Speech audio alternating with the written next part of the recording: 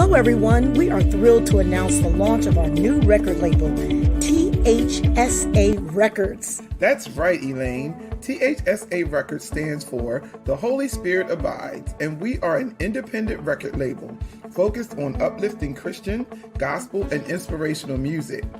You know, as an independent artist ourselves, we understand the struggles that come with getting your music out there. That's why we created T.H.S.A. Records to offer artists development, music distribution, recording, production, branding, and so much more. We are also proud to be a Black-owned and woman-owned business with a mission to empower and support independent artists. At T.H.S.A. Records, we believe that music has the power to change lives, and we want to create a platform for artists to share their music with the world. Whether you're a new artist looking to break into the industry or an established artist looking for a new home, we are here for you. We are excited to announce that we already have several talented artists on our roster, and we can't wait to share their music with you. So, if you're an independent artist looking for support and guidance in your music career, come join us at T.H.S.A. Records. Let's make some beautiful music together. Welcome, everyone. Welcome back. Welcome back. We pray that all is well with you. Hi, Elaine. How are you? Hi, how are you? I'm doing great. I'm doing great. It's so good to be here. I'm so excited for tonight. I actually have two special guests that we're going to show tonight. One is just a clip of an announcement that he made, but I just really love that dude. And then the other guy is a friend of mine that I met going around the Christian contemporary music circuit and just singing on different platforms and all of those types of things. And this young man is, I love his voice. It's just so pure and clean. And he's a storyteller as far as a songwriter. And so, you know me, I'm long-winded. I like verses. I need at least two verses and a chorus and a bridge. So when I'm writing, so Tell the story. Yeah, I really was attracted to his music the first time I heard him because he tells stories in his songs. But you guys know, before we get started, we always have some announcements for you because we want to keep you in the loop of what's going on in our world and the world of people who are supporting us and the people that we love and that are doing stuff in the independent artist community. Absolutely. So I'm going to start with Davis Tent, New Jersey is coming up this Friday, our first opportunity for you to sow into Davis Tent. Because those of you who know about Davis Tent, you know, during the actual weekend, there's no soliciting of any type. We don't sell anything. We are just there to worship and praise Jesus. And so in order to make that happen so that we don't have to charge a fee and all those types of things, we do a couple events leading up to that. And this Friday at 7:30 p.m., we will be live via Facebook and YouTube, and we will be worshiping. We have worship artists, we will be interceding in prayer, and we will have Bible readers, and we're going to do a virtual worship this Friday. We do have a couple slots available. So if you are interested in being a part of that, you can go to our Davis Tent Facebook page and just click the button and sign up. Next, we have United Music and Arts Conference coming up July 14th through the 17th. Elaine, you can talk about that one. July 14th through the 17th, 2024. The founder of the United Music and Arts Conference, Professor Craig Hayes. It's a wonderful, wonderful conference. Independent artists, choirs. He offers a wonderful platform. But not only that, not only is it just singing and fellowshipping, it's a wonderful, wonderful worship experience.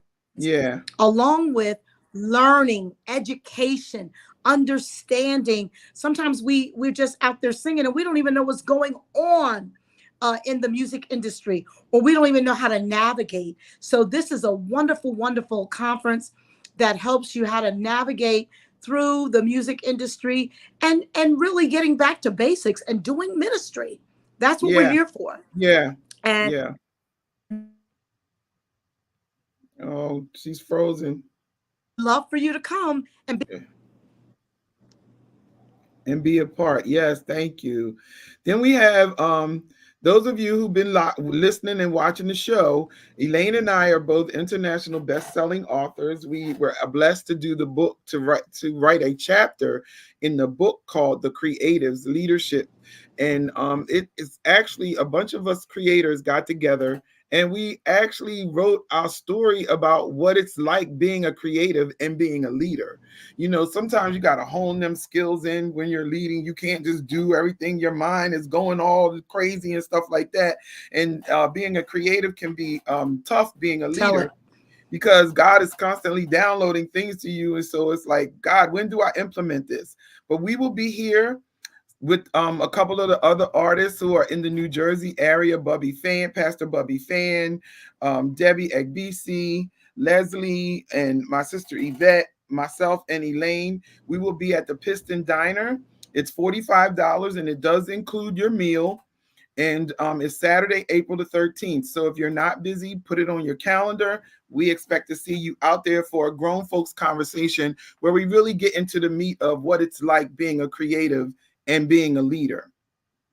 Then we got some new music coming out from T.H.S.A Records. Let Me Love You, Tina Guitar XO. Tina Guitar is my guitar player. So if Yeah. y'all have ever seen my band, anyone who's ever seen my experience, my ministry, Tina is the one that's on the guitar when we minister. And she actually released a single, I think it was the February 9th, right in time for Valentine's Day, called Let Me Love You. So you can get that on all Right. digital platforms. Our very own Elaine Sanders-Mayfield will be releasing You Are My Father coming up for Easter. Right before Easter, you'll be able to get that and add that to your playlist for Easter. Finally, Miss Gloria D. Brown will be releasing in Easter as also, and in time for Easter also, is she's in Hartford, Connecticut. So we're excited about what God is doing in the life of T.H.S.A Records. So I'm going to let Elaine announce. I'll talk to you a little bit about our next announcement, which will actually be like about a 5-minute video, and then we're going to get into our guests. Are you there? You're frozen. Stop being frozen. Ah. Oh, there you go. Can you talk? Are you frozen still? The inner. There you go. Yeah, the internet is really acting up, isn't it?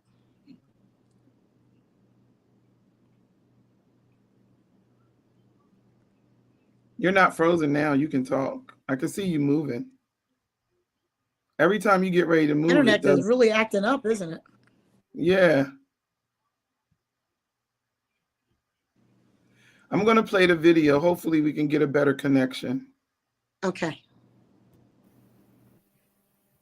Hello, everyone, and welcome. Hello. I am so excited to be here with you all tonight.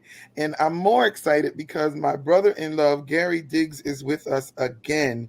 You know, he's been on our show. We've interviewed him a lot of time, more than once. I think once for music and once for his book. And I'm excited that he is here. But tonight we are here in a different capacity. We're here to share something else that Gary has going on that will allow you to be a part of the kingdom of God, to enhance the kingdom. And so, without further ado, I'm going to allow Elaine to give you guys some more information about why we're here with Gary today. And then Gary will expound on it even more so you know how you can become a part of what he has going on. Excellent. I am so excited about this. This year, it's the 10th annual Call to Refresh event. And what's so special about that is that this year, Gary Diggs, I call him Elder, will be giving out 10 scholarships. And what is even more great, when I read your letter and I saw the names on the scholarships that they will be giving in honor of, I said, this is wonderful because not only does it help the student, but it also helps the person that it's named after because there is a standard and I know how you operate. So I'm going to read off these names real quick. There will be scholarships given away in the name of Jamie Williams, Yes. Destiny Diggs, Jack Harris, Bernae Holman, Renee. Bernae Holman, Grammy Award winner Cedric Thompson, Mhm. Carl Rogers, Brian Williams, Richard Tubbs Smith Jr., and Austin Woodland. Yes. What an incredible group. Yeah. And here's the other thing is that we are giving you the opportunity to help make these scholarships come to fruition. The Yeah. goal is $10,000. You want to Yeah. give 1,000, give 1,000. Yes. You want to give 500, give 500. You want to give 100, give 100. You want to give 20, give 20. But we want to make sure that this happens. And the deadline is Friday, March 22nd.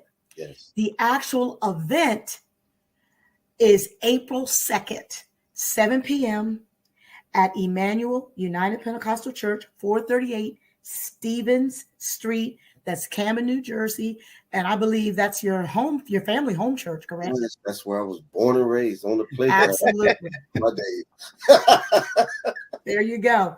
So this is incredible. But we want to get into the meat of why it's important. Yeah. So Gary, tell us your inspiration behind even the scholarships, and you can connect it to some of the things that I already know awesome things you are doing at Call to Refresh. Yeah, Call to Refresh. This is our 10th year. Thank you for even having me on. Oh, absolutely. Our 10th year, and I wanted, of course, every year you want to always add to the equation to make things greater and stronger, bigger and better, for everyone. And we do music. We also offer we offer real estate. We offer health and life insurance and health and wellness. And we offer so many components into what we're doing other than just how to play the next song or what's the latest keyboard. But this year, it was pressed upon me to add education to it. And we want to bless 10 persons that are in school, that are, furthering their education. And I thought, what better person to honor than these guys that have been riding with me from day one? So we're excited about it. Yes, the goal is $10,000. And I always say, get in where you fit in. That is a big number, but then it's not a big number when we come together. That's right. That's right. That's right. It's not a percentage is going to scholarships and something goes somewhere else. I don't play those games and tricks. It is all 100% going towards helping these kids. And here's the thing about this. It's not just for the student that is just an A-B student. That is not the curriculum this year. That is not criteria. We're just trying to get in to help 10 needy children that we feel like it will bless. When my daughter was in college, I remember many times with some of her classmates just didn't have money for food. Yeah. You just never know what the case is. So you say, hey, well, that guy's a D student or a C student and they're not applying themselves. Well, maybe it's because they're hungry. Could be. For the most part, it is a night to refresh, to be cleansed, to be rejuvenated. So when you leave up out of there, right, you're stronger, wiser, and better than you've been. It's just an atmosphere. And then after it's over, because we go hang out, have a great dinner, grow. Yeah. Yes, absolutely. Because at the end of the day, it's all about Jesus and meeting. That's right. Meeting the needs of his people. Because we a lot of people doing well, but I want him to say, well done. Exactly. Exactly. Thank you for listening. Please get your dollars out and donate. Yes. $10,000 is his goal. The ways you can donate again are Cash App, $ Gary Diggs, check or money order, Post Office Box 1672, Merchantville, New Jersey 08109. And go ahead and you can also Cash App him your entrance fee, your admission fee for Call to Refresh. Yes. Go on and get your seat now, because I guarantee you it's going to be overflowing. Save us a seat. Yeah, it's going to be overflowing. Sure. Yeah. I definitely have your seats already set up. Absolutely. So thank you, Gary, again.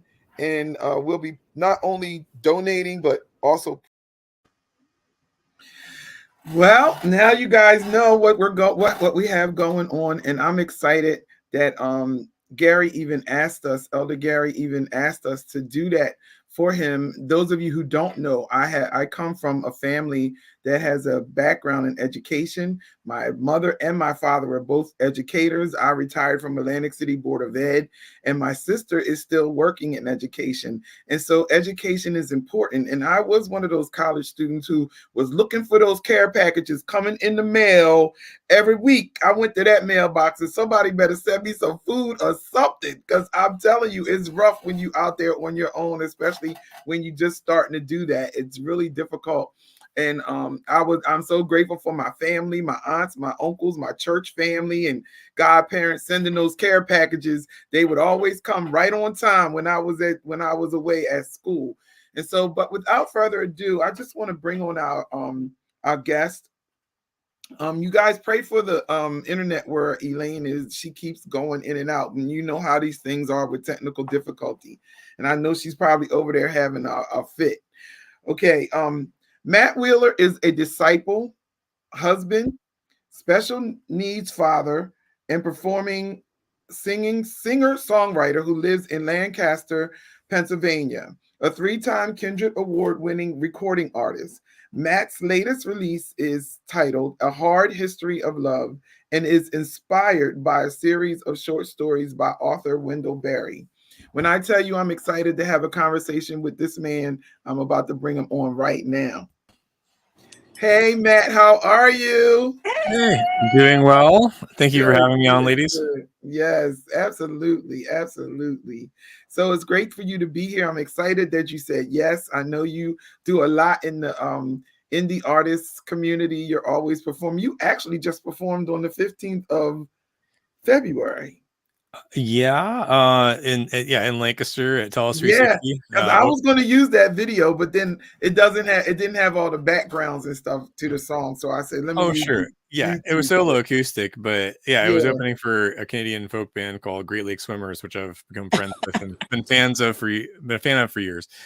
Anyway, um, but yeah. So then I'm heading up to New England, Massachusetts, and New Hampshire this weekend for a house concert on the Porchlight Network, Art and Hospitality Network, and then also a faith and arts gathering in New Hampshire called Branches Gathering. So yeah, it, God's opening lots of doors. Yeah. This year, it feels like the things have been ramping up a good bit. So Yeah. I'm grateful. Y'all let us know where you're watching from. Hi, Felton. How are you? Good. Thanks for Hey, tuning in. Felton. Yeah, yeah. So you mentioned house concerts. I did a house concert with when we did that fundraiser for Bill Dempsey when he had that accident, and we did one up in Toms River. And I mean, they're so intimate and they're really cool. Tell us a little bit more about this. How do do you like doing them? Yeah, most of the concerts that I've played in the last year or two, probably, but many over the years too, have been house concerts, and it's really simple. I mean, you don't, I mean, whether it doesn't have to always necessarily be in a house. Sometimes it's in a person's yard or Yeah, an we were in the unconventional yard. space, We were like in the yard. it could be like in a art gallery or something. And I play a lot of church concerts. There's similar ways, but basically just where there's usually the way mine are structured is something like, everyone hangs out usually around food, sometimes a dessert buffet or just potluck is how we put it. Like everyone brings a dessert and shares. I bring my peanut butter fudge, which is my specialty. Okay. And Ooh. I play an hour of music, and I have a very interactive style with stories and songs. Like my songs are based on classic works of literature, but also I tell stories about them. It's like, especially when playing solo, I really developed a feel for, like, in the absence of a band, it's like, hey, you guys here as the audience, like you can be the band. Yeah. Let's all sing together. Let's all be part of this cool experience. And then usually we hang out for a while after as well. It's really simple, but it's beautiful. And basically, like, I describe it as being a bit like bread, in the sense that like there's a few simple ingredients, but it can make something delicious and nourishing when you Yes. put them all together in the right way. And and maybe not everyone likes to make bread. Maybe they like to eat bread. So maybe it's like you attend someone else's house concert. But the nice thing too is if I'm traveling to a city I haven't been to before, or like I don't have like much by way of like people who know my music, you know, if someone gathers together a couple dozen people in a house, in their yard, what have you, and I'll bring the songs and stories, and it's dependably a wonderful time. And Yeah. number of house concert hosts, we tend to have like a rhythm where they might host me like once a year or something like that. So that's been nice to build up, because then like they can be recurring. And Yeah. I enjoy traveling, so you know it's nice to be able to like just drop in wherever and play in someone's house or church. Um, and yeah, I found that it's just a really great way of connecting.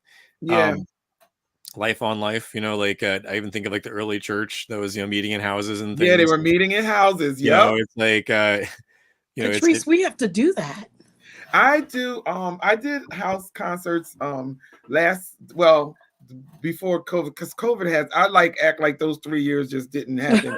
Before all of that happened, yeah. we were doing more of Throw those them away. around town north. We went up to Tom's River. We did a couple, and that's sort of like the setting we had for the refreshing cat. Remember, I did the cafe. I don't know if you ever do the cafe, Matt? I haven't.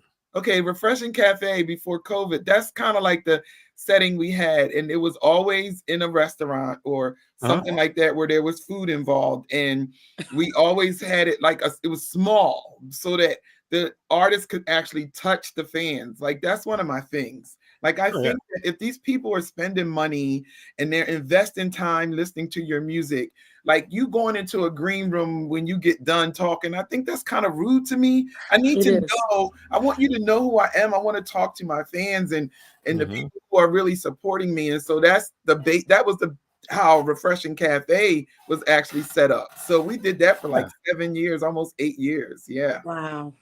Yeah, it sounds like what you're describing is basically a listening room, and Yep. there's plenty Yep. of churches where I've played similar types of concerts, where basically like, you know, we can gather in fellowship and talk, and then the nice thing too is like maybe you all have had this too, where like people ask you to play music, or you'll be booked to play somewhere, and you're basically background music. It's like your satellite radio, except for with feelings. Yeah. Um, and that's just not you know, cover bands, you know, playing a bunch of Tom Petty tunes loudly, and people like that can be okay. But what I do is really interactive and usually solo acoustic. So I've played plenty of those background music gigs where, you know, like I'm doing it like a lullaby for my son, and then like a coffee grinder goes off. Yeah. Yeah.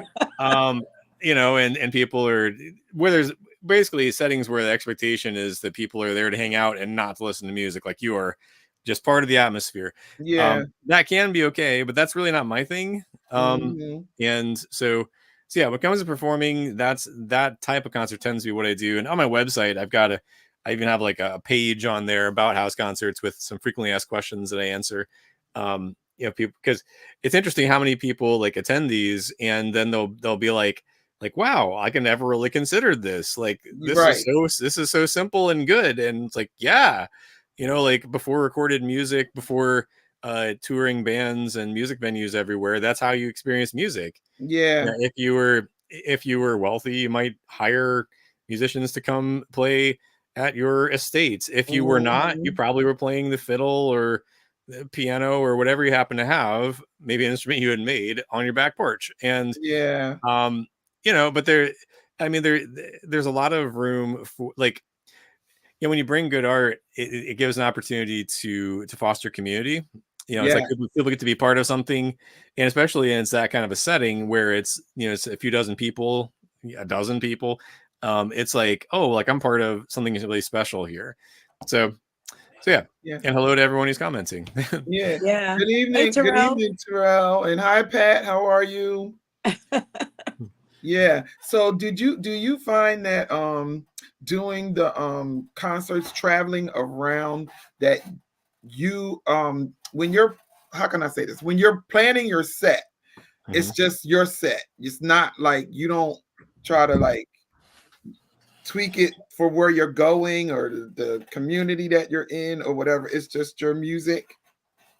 Well, no, I do. I mean, I think it's wise to know your audience. Like if I, Yeah. um, So yeah, it like if I'm playing a set that's in a church, I might play some of my most obviously faith based songs, but there are a lot of the songs that I play that I would play no matter where I'm playing them. Yeah. And for instance, I usually sign off my sets wherever I'm playing, with the song "Prayer of Saint Francis," um, which I did not write, but and I don't know if Saint Francis of Assisi actually wrote the lyrics or not, but it's a beautiful way of describing like how to relate to God, like how to understand that, and how to relate to other people, and how to understand oneself.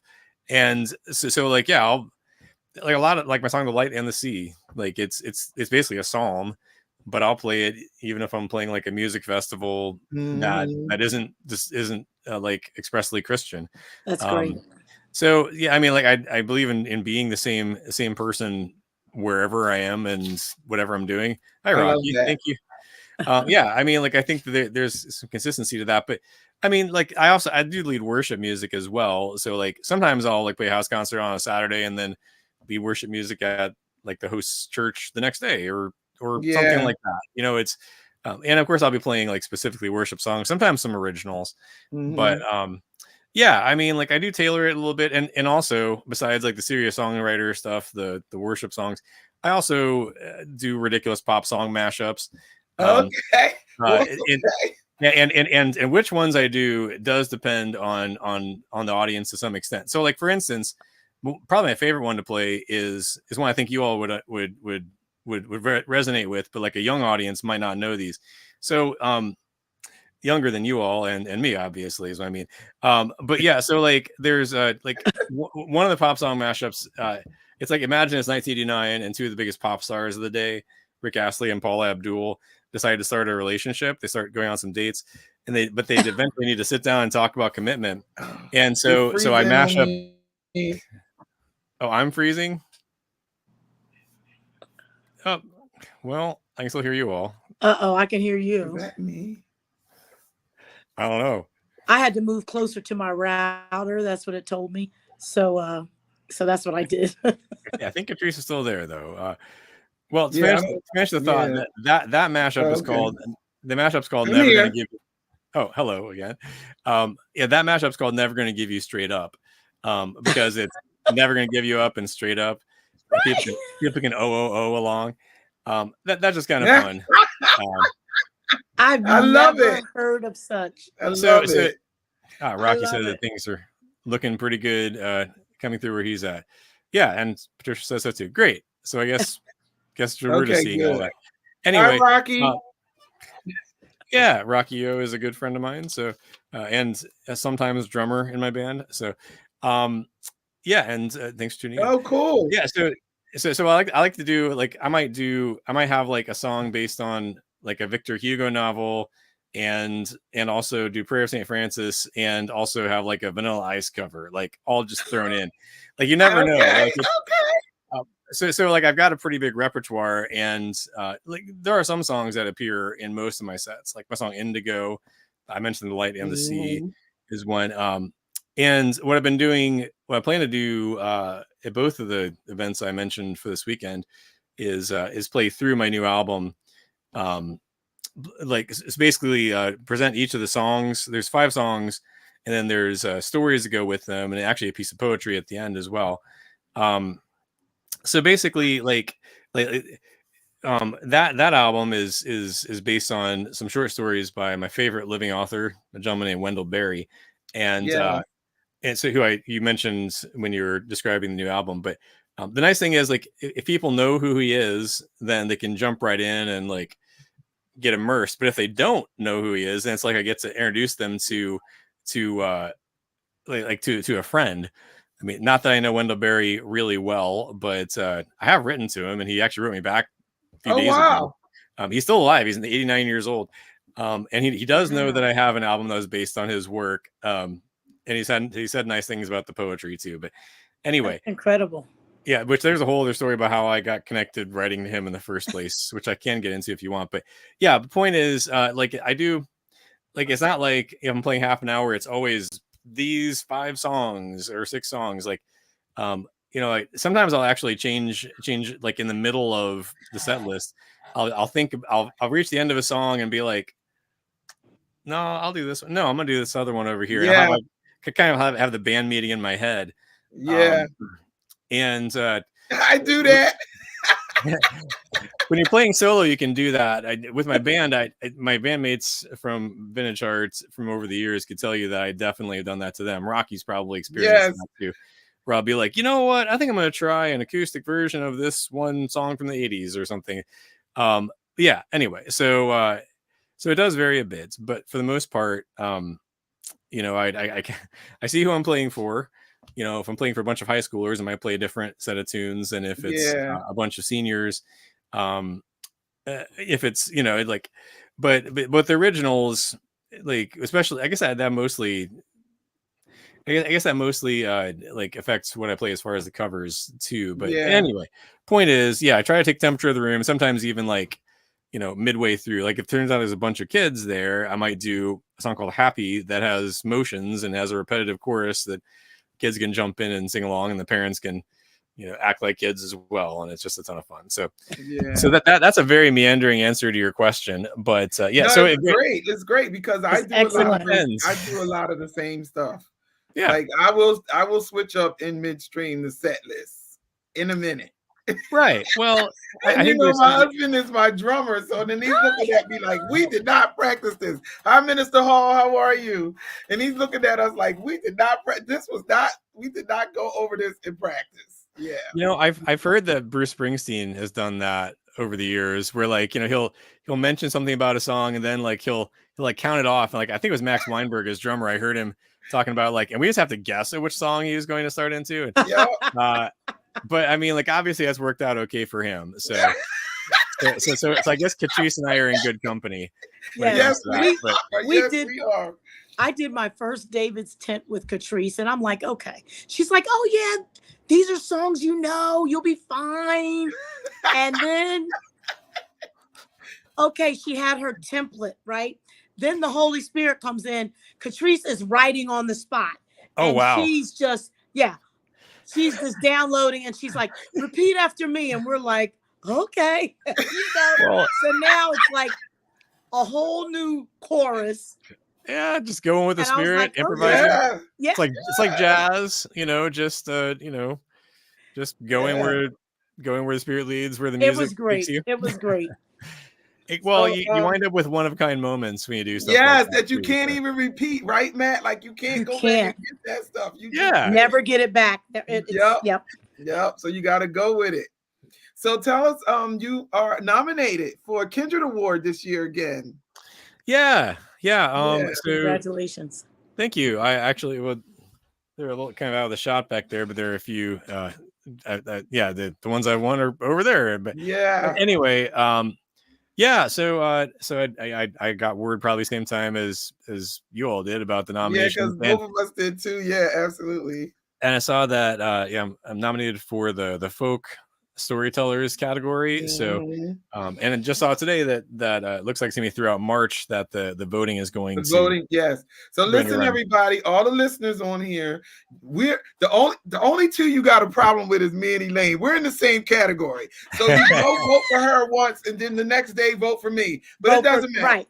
But that's what it is. Elaine and I are in the female gospel category. Matt is in the folk storytelling category. So go and vote. Voting starts on March 1st. Of course, you guys know I'll be posting that on the T.H.S.A. Records site, Facebook page, and all of that kind of stuff. So we'll be posting it so where you can get the link. It doesn't start until March 1st, though, voting. And so we'll share that with you so you can go and vote. Vote for Matt. You're going to hear his song later, but I want to say that was the three of us. When I won the Gospel Artist of the Year, my first one in 2018, that was when I first heard you. I think that was mutual. That might have been my first time with Tim Ewing, who runs maybe not quite single-handedly, but is definitely the force behind. Basically, he does a ton of the stuff. So if Tim's watching, a huge shout out. Yes, thank you, Tim. Yes. I remember getting was kind of a random email one year. It might have been 17 or 18. It was around that time. Yeah. about like hey, there's this regional Christian music awards show that we do each year, and I'd love to. You're nominated for whatever the category was called at the time. I think it might have changed names a little bit. Maybe it was just folk. But anyway, yeah, and so I mean, yeah, so yeah, there is the voting, and I'm nominated. And I'm grateful for that, and I plan to be at the show.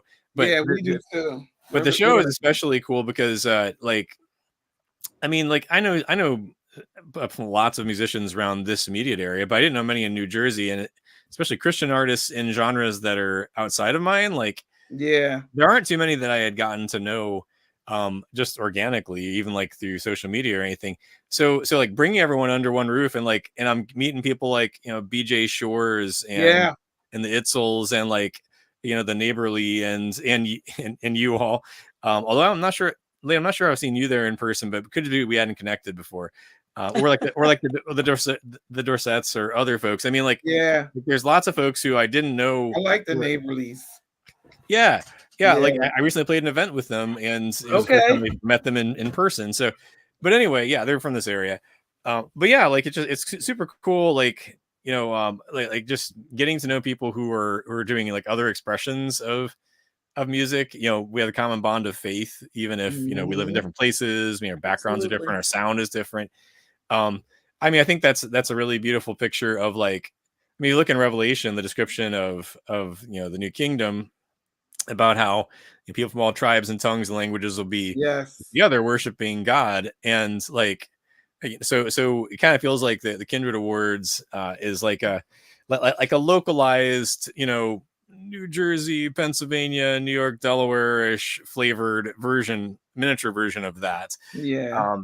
Yeah, Also, I like that it's like a big concert. So it's not like it's not like you're judged or anything like that. Like when you come, there's no judges there, there's no reason to be nervous or whatever. You already know if you're going to perform. He tells you that ahead of time. Right. You already know certain things. Like if you're presenting an award, he basically writes the script for you. Oh, he literally does. Actually, if you can read, you're in, and so it's just a wonderful environment. Everybody is very supportive of each other, and like it was artists there that I didn't even know. I knew them, but I didn't know that they were, like gonna be there. And so it was great to see them that I hadn't seen in a long time and stuff like that. So it's a really like a great big festival. That's how I see it, and just giving out awards. Like all packed into one afternoon, but like. Yep. I appreciate that you could have like a rap artist it could do what they do, and then you might have like a gospel artist. Actually, I saw Bubby Fan was listed on one of your events there. That's how I became aware of his phenomenal abilities. But incredible. But then like you might have like me getting up there and playing a folky song and have everyone clap along, and then you might have like a rock act go after that. And like but I mean, the common thread, of course, is the message. Right. It's just it's cool that it's kind of like a regional Dove Awards or a tiny this area Grammys in Christian music. That wasn't a good way of phrasing it, but you get the idea. So I'm really appreciative, and that's of course how we connected in the first place too. And I remember I've heard Katrice perform at least a couple of times over the years there. Some of those during the decades that were the pandemic. Right. There were some of the, I think 2 of the years it was online. Online. Yep. But even then, still, like you see people there, and then you can connect them on social media. Like, I mean, social media is best when it's connecting like real life people in real life and actually helping make community, and not when you're just like endlessly scrolling. But that's a different subject. So, anyway, so Kinder Awards, they've, thank you. Thank you for pointing out the nominations, and congratulations on both of your nominations. Thank you. And I'm looking forward to I'm sure I have to look up the date for when it's June 22nd. The actual award show is. That's pretty close to what I was going to guess, but not exactly. So good. So tell us where we can get your music. We have people asking how they can purchase your CD. Oh yeah, they're anxious. They're eager. Eager. They're waiting outside the door around the block. So yeah. So as far as getting CDs, well, live events, of course, is one good place. But as far, probably the best place for that's my Bandcamp site, which I Okay. can. Um, let's see, I can just I send can that add it over. if you tell Yeah, me what it is. it's mattwheeler.bandcamp.com. And then I believe it's that/merch. But if you go to that page, just click on merch and you'll see it. And there's there the CDs and things, and I'm also the shipping department. So if you put in an order, I know that's right. I will I will be the one who takes care of that for you. Yeah. And you can check out a wide range, including just rarities and all the singles and such, and a couple of Muppet songs that I've covered, including my son's favorite. That's cool. I There was can't wait. there's a song called I Don't Want to Live on the Moon. It's from Sesame Street that Ernie sings. You might remember it from back in the day because it originally rolled. I think the original version is from like 1979 or 80. So I grew up with it, and it's my son's favorite song. So I covered it, knowing that at least one person would really dig it, and he does. Yeah. Yeah. But Right. I've also played it live, and that one's pretty cool because so my son has fairly profound autism. He has intellectual disabilities, but he's also the most cheerful person that I know. And he loves music, but doesn't really understand singing per se. But he likes listening to songs, and he likes the way that we do it is like I'll sing a song or be playing the guitar or play it on whatever streaming, and I'll pause it and he'll fill in the blank for the lyrics. So with the audience, I tell them that, and I tell them when we get to this part of the book that goes with this song, Luke gets excited, points at the star on the page and goes star on Make a Wish on a Star. Yeah. So I have the audience do that when we get to that point. It's so it's fun. But anyway, so Bandcamp, you can find pretty much all the stuff. And of course, if you'd like, it's on various streaming services. Just look up Matt Wheeler and you'll see this face. Probably with a flat cap, but maybe just like this. Holding a guitar. The guitar is likely to be in the picture. Yeah. So, So various streaming sites, most of them, I guess, and download sites, iTunes if you like.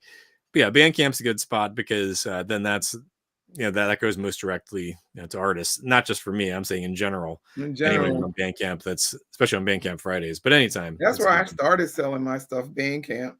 Yeah, well, especially since they have a merch store that you can put up there, and there's there are CDs. Someone was asking about those for all five of the albums when you count them. And then also there's leather bookmarks because I like to write songs based on classic works of literature, and so that there's an Narnian horse stamped onto those, and then and buttery soft T-shirts and other stuff. So people can check it out if they'd like, but also you can stream through Bandcamp. So you can stream through Bandcamp too. Whatever you don't feel any pressure to buy anything, but you can stream and listen and enjoy, I hope. Yeah. So and this year you said you were telling us that you started the challenge, 12-song challenge. Yeah. Song. We have some artists on here, so let's talk a little bit about that. And and it's based in UK. Yeah. So so the 12-song challenge, which if a quick Google search will turn that up pretty easily. It's through a group called Resound Worship, and they're also doing that now, I believe, technically in partnership with United Adoration, which is a Christian faith and arts organization that I'm part of. I help lead a song share for them online, which started during the pandemic. Another good thing that came from the pandemic. Right. There were some. So a number of friends from there have been telling me about the 12-song challenge, and I understood the basic idea, but hadn't really tried it. And I mean, as far as songwriting, I've written worship songs, but I don't have a full album of them or anything. It's a few here or there. And I certainly hadn't ever written a whole out 12 of them in a year, one a month.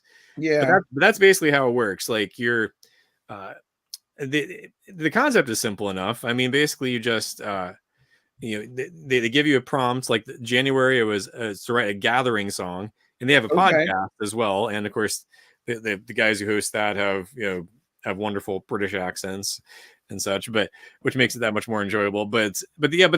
So like gathering, they give you all these different possibilities for ideas for like how you could write a So gathering they song. give you a suggestion. Yeah, so they give you a prompt, and that's what the song should be about. Like this month, Okay. actually, it's Acts songs. So like based on the book of Acts of the Apostles, Okay. the New Testament. And in fact, they also did a separate podcast episode where they interviewed Steve Walton, who is a biblical scholar, and he's writing a commentary about Acts. So between those, there's a wealth of ideas, and then they also, so once you have an idea of what you want to do, then so put together with that, there's something called Song Club, which is basically the platform they use. It's kind of like Slack, but it's designed for this, where there's like 300 or so people who are part of it this year, and they divide us into teams. So there's like 30 people on my team instead of trying to listen to 300 songs. So just this one group. And so like last evening, I finally sat down. I was a little late getting to my February song, but I finally sat down and put together some ideas, and got a like a verse and chorus of a song that I'm calling Crimson Thread, because that's factors in to the lyrics in the chorus. So I posted that, and basically like then people can comment and give constructive feedback, and it's basically it's a community that very much is into encouraging and giving constructive feedback. So like, and then they have a way you can just post a new version of the same song, and then people can comment on that. Like my January song, I definitely took a few of the suggestions and did a new version of it with those in mind. It became a better song. Actually, I haven't totally finished that one. I still want to add a bridge to it. But there's another songwriting community that I think will be helping me with that. So point is that it's, like what I was told about it is like community is like the community that comes from it is totally worth it. And basically like each month you're just supposed to like, even if it's just like a piece of a song or like something unfinished, that's okay. The idea is basically just to help you, to help give you a like basically give you accountability, but also like to give you cause to go ahead and write. And I certainly find I write best when there's a prompt, which is part of why I write. I was going to ask you that. What inspires you? What inspires you, right? I was to write. I mean, sometimes it is things that happen in life. Sometimes it's realizations God brings. Or I'll be like walk on a long walk outside or driving or something and think of a melody, which that's not infrequent for me to like have that happen, then just get it down on voice memos and use it later maybe. But so like I really find that, I mean, as busy as I keep with various things, because I work full-time at a college, Lancaster Bible College, LBC, and then I also, I mentioned being special needs parents, my wife and I, family life here, and then of course I was going to ask about that work-life balance. There's all the music stuff, with touring and leading worship music. I end up substituting a lot of different churches on Sundays because my family does church at a large church on Saturdays. Anyway, generally, so yeah, there's a lot of things going on. So if I'm going to take the time to sit down and write, it helps if I have something specific that's at least a general idea to write about. And that's what, so writing based on particular stories or, like my last two albums are like based on like C.S. Lewis and Tolkien and, Chesterton and others, Wendell Berry. But then it's a totally different thing. But like the idea of writing with a prompt that's already there. Is still there. And I find that to be really helpful because I think in some ways limitations can be really helpful. Like if you have every choice in the world of what you might put into a song, it's like it's overwhelming. It's too much. But when it's like, when it's limited down to like, oh, the song is going to be, it needs to be on the Book of Acts. It's like, okay, that narrows it down to I know where I'm working with. I mean, like, all these songs are going to be based on this one set of short stories. Okay, so that definitely narrows it down even more. I see the cover art for my most recent album. It is. And I look, I'm a graphic designer by profession. Like since I retired from the Board of Ed, I've always had this business, but I do web design and graphic design, social media content. and stuff like that. And so I was like, I couldn't stop staring at your cover. So I need to know who did your cover, what was the inspiration for What it? was the inspiration for that Yes. cover? Oh yeah, I'd be happy to tell you about that. And then actually, you might even, if you like that one, you might also enjoy the one by the same artist. That's hey Kamani, nice to see you here. Hey Kamani, who I also met through Kindred Kindred yeah. Awards. So yeah, so this one, this and the cover art for my album Wonder of It All are both by my friend Ned Bustard. He if you know, there's a liturgy book called Every Moment Holy, where there's liturgies for things like, well, there's like liturgy for table blessings and things, but there's also liturgy for like beekeeping and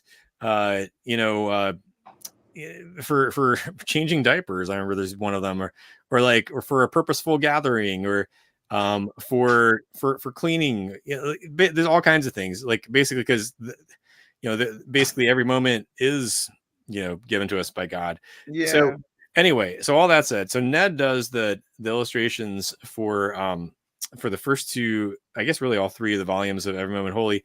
And he's also local here to Lancaster. He runs a gallery called Square Halo Gallery. Okay. Where I did the album release concert for this album. Nice.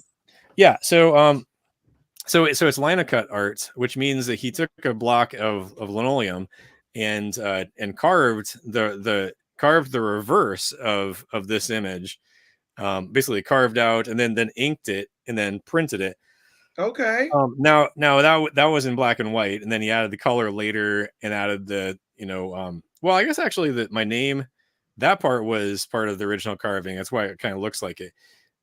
Yeah. So and that's your initials on the teapot. Yeah, good catch. I think you might be the first person who's actually caught that before I pointed it out to them. Yes, I'm a graphic designer. I'm telling you, I was looking at this cover. I was into it. It's so detailed.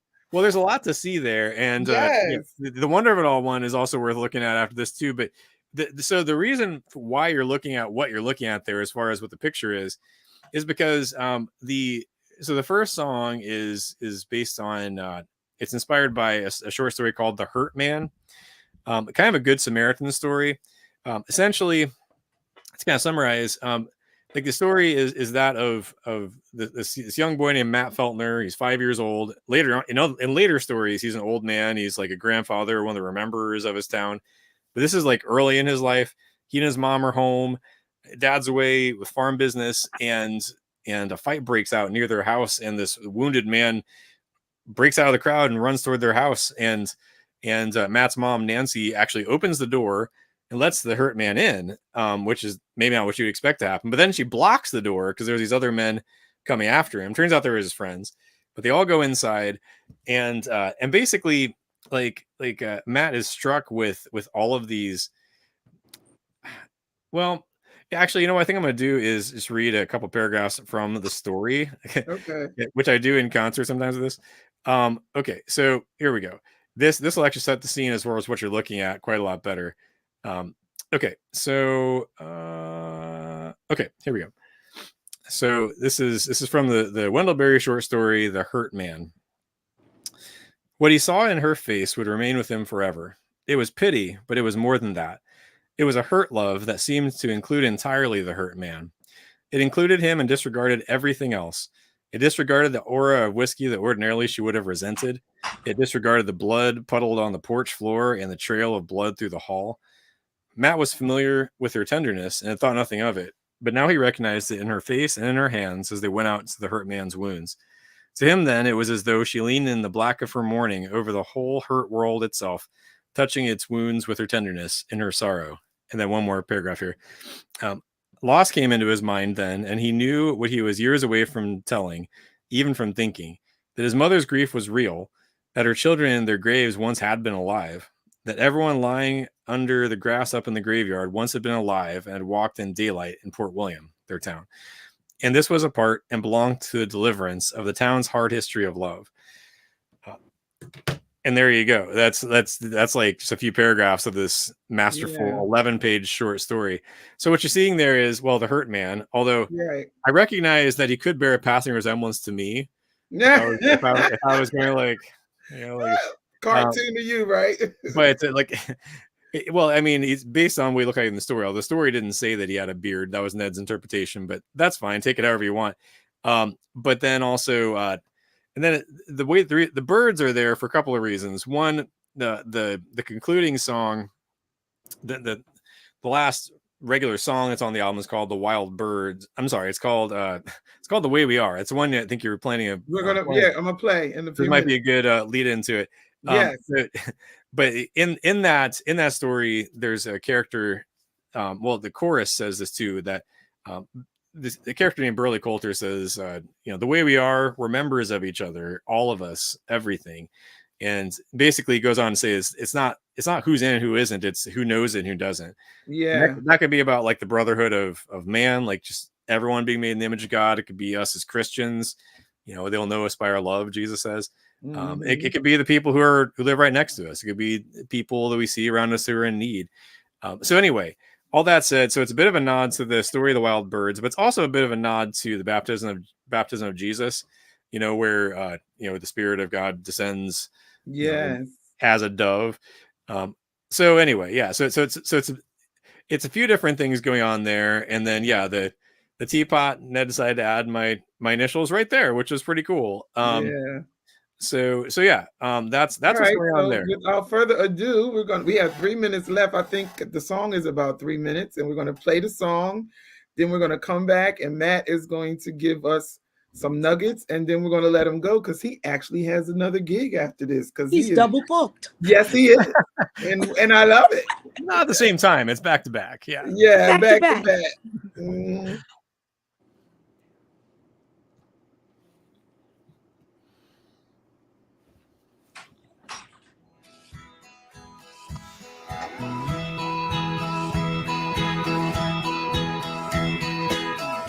Welcome to the bright sadness, the humble madness, the sacred gladness. Welcome to the breath and silent light, the dawnward passing night, the bittersweet fight. The way we are, we're members of each other, all of us, everything.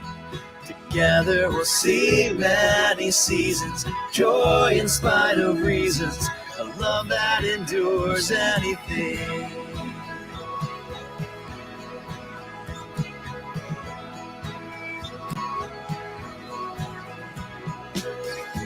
Welcome to the root systems, the frail and winsome, the ancient wisdom. Welcome to the faithful and the true, the glance and rear view, the quiet rescue. The way we are, we're members of each other, all of us, everything. Together we'll see many seasons, joy in spite of reasons, a love that endures anything.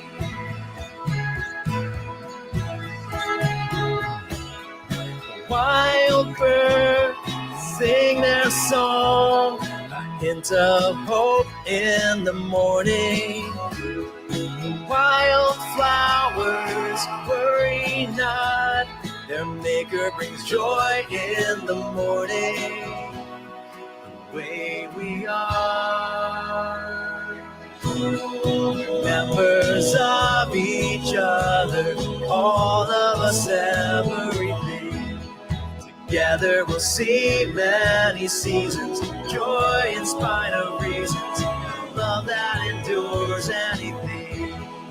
The way we are, members of each other, all of us, everything. Together we'll see many seasons, joy in spite of reasons, a love that endures anything.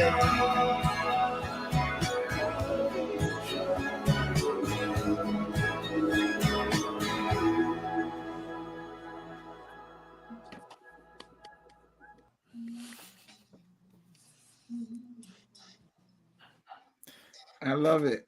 The Yeah. way we are. I love it. Yeah, maybe it should be a gospel cover of that. I like the Yeah. idea. Okay. I mean, the ideas would totally work. I don't see why not. I know. I like it. Yeah. Yeah. I mean, that's Oh, okay. The flapping at the beginning of the song was the sound of pages of a Wendell Berry book. Okay. I love yeah. it. Actually, my previous album, The Wonder of It All, almost all the percussion was done on hardcover books, copies of the books that the songs were That's inspired by. so It was cool. it was high That's cool. concept for sure, but that was the Chris Weisington, the producer from Old Bear Studio, it was his idea, and it worked great. So with this album, we kind of went back to that a little bit. I brought a bunch of my Wendell Berry books, and the one evening we were like, a bunch of us were just like flapping and clapping, like doing like rubbing pages, like just doing other sounds. So a bunch of percussion in there. That's a great idea. I love it. I absolutely see what I'm saying. Creators are the truth. I'm telling you, it's nothing like being a creative. Yeah. You never know what's going to come out. You know? That's right, Elaine. I absolutely love it. Yeah.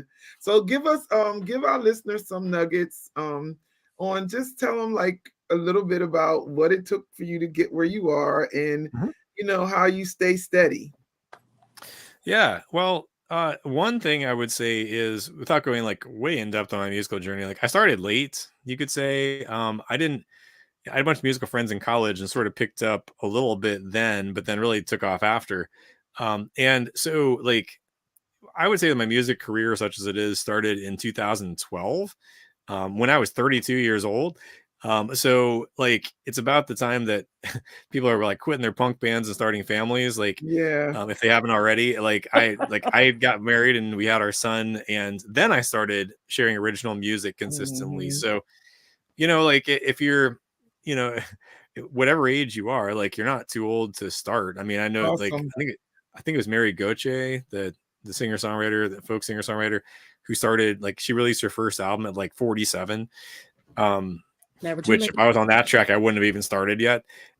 So yeah, I mean, like, so like don't feel pressured to like just like feel like the ship hasn't sailed if you're breathing. So I just started playing piano a couple years ago, and it's a whole other story how I ended up being gifted this 60s Wurlitzer behind me.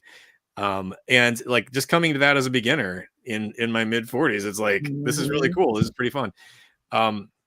So yeah, like it's not too late to start. If you're inclined, just give it a try. And the way you get better at songwriting and playing and singing is just by doing it. Not just waiting until there is a time where you feel like you can take lessons. Like just start. Put one foot in front of the other.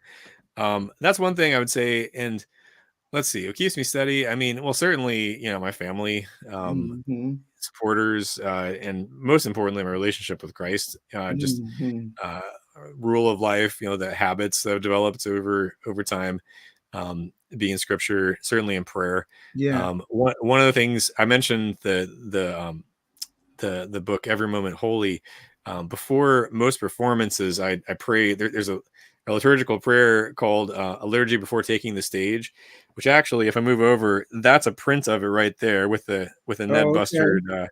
Yeah, so it's like a page, but yeah, like before I played on the 15th, I got on stage, and before it was time for me to go on, and before the light was on me and such, I usually have the book or the app that has that prayer, and it's really beautiful too. It's called a liturgy before taking the stage, talking about how asking God to take this these insufficient offerings, and like he's miraculously like Jesus has done, and taking the loaves and the fishes, like nourishing the people, and pointing them, either encourage them in their walk, or if they aren't in walks, that the performance will be like the breezes of a far country, coming through the window to them. I don't have the exact wording there, but it's beautiful. So yeah, Every Moment Holy I'd highly recommend. But yeah, just little habits like that, little bits of liturgy in life. And now I mean just like what's in that book. I mean just like the habits, spiritual disciplines, just following Christ. I mean, that sounds super simple, but it's, as far as an idea, that's not say it like is in practice super simple. Although the Mhm. idea of Jesus saying to the disciples, "Follow me," sounds simple enough. Like, okay, I Mhm. just need to follow you. But anyway, so yeah. And as far as I thought, maybe there's one other thing I was going to throw in there, and I'm not remembering now what it is. Oh, I know what it is. Um, so I would also say, like, if you're writing, if you're singing, if you're playing, or whatever kind of creative outlet you might have, don't be afraid to be niche. In other words, don't be. It's okay if your art isn't everyone's cup of tea. Like, Right. lean hard into what you're fashioned to make. Mhm. Um, I and had to often that's learn gonna that. be like stuff that interests you. Stuff like again, literature is one of my things. Um, but basically it's okay if it's not for everyone. Yes. Just own who it is that God has made you to be. Play the cards you're dealt, Yep. and you'll probably find that there are people who will enjoy it. Yes.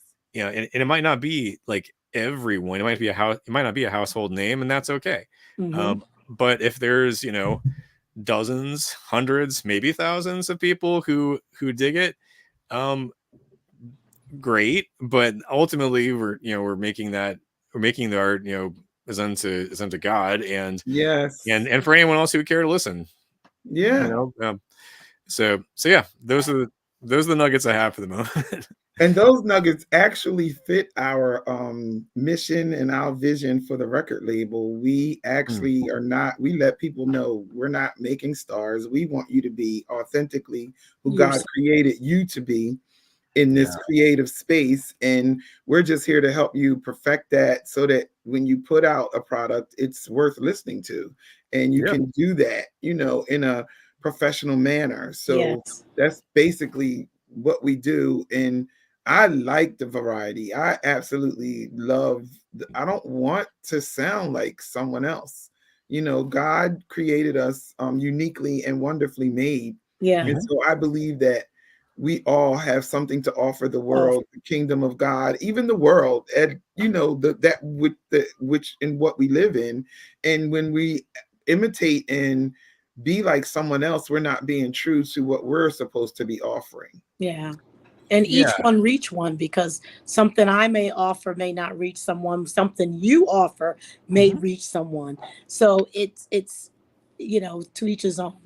Yeah, yeah. Yeah. I mean, I was listening to a podcast a year or two ago that said Andrew Peterson, one of my favorite songwriters, who's also an author, was talking with, I think it was the Wade Center podcast, and they were he was talking about Tolkien's work, J.R.R. Tolkien, and he was like, yeah, but of course I could never write like Tolkien. And then the host said something like, yeah, but Tolkien never could have written like you. And I was like, right, oh, yeah, exactly, that's true. I exactly. mean, he, Tolkien was playing the cards he was dealt and leaning into the voice that God had given him. Yep, And every person's voice matters. I it even make does. it a point in acceptance speeches, at least the recorded one I made for last year for the Kindred Awards, was that like that, your voice matters. Every person's voice, is different. Everyone is unique, and in some way uh, reflects an angle of or an aspect of God's glory and His image that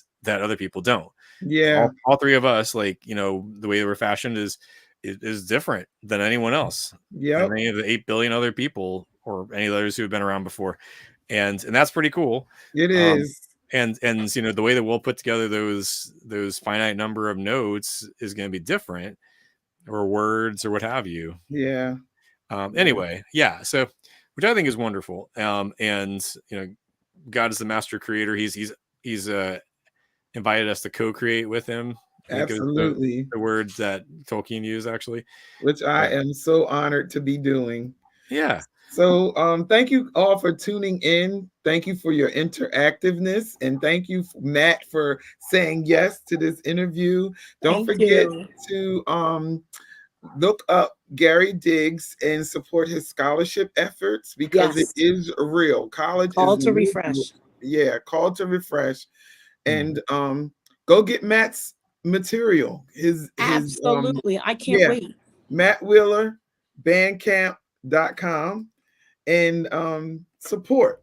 You guys know what we do here, so we'll be back actually will be back next month with some awesome women, because next month is Women's History Month, and we have Yes. some awesome women who have been on the grind in the music industry for years, and some are new to it. But we have some that we're going to talk to, and we'll be letting you guys know about that. We'll be posting that and everything. Don't forget to vote for us. We appreciate your support. Kindred Awards starts March 1st as well. And so, yeah, thank you for tuning in. May the grace and peace of God be with you and your families till the next time. Bye-bye. Bye-bye.